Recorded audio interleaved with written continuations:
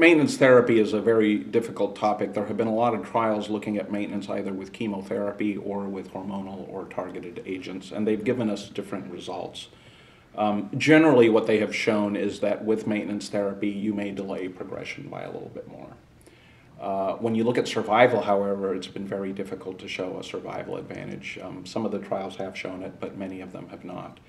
And then you have to look at quality of life. There are some drugs that are more conducive to maintenance therapy in terms of quality of life, where you can keep them going, in particular things like hormonal therapy or HER2-targeted therapy like trastuzumab.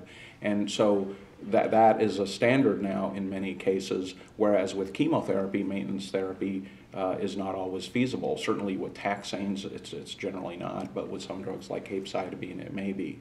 So the paradigm has now moved towards looking at it really in specific scenarios. For example, a patient who has a hormone receptor positive metastatic cancer but has very high burden disease, so you feel that you need to use chemotherapy initially. What we sometimes do is if the patient has a nice response and is now stabilized and their symptoms are better, we might stop the chemo and maintain them on hormonal therapy. Similarly, with trastuzumab-based therapy, we may partner it with a chemotherapy, which is the most common way to give it.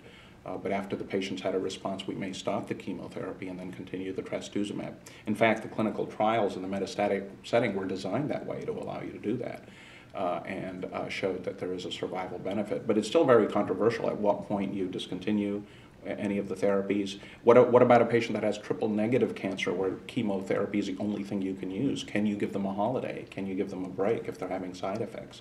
There have been some studies, older studies, looking at holidays, and they've generally shown that patients do recur sooner with a holiday, but when you look at their survival, it generally doesn't seem to be different.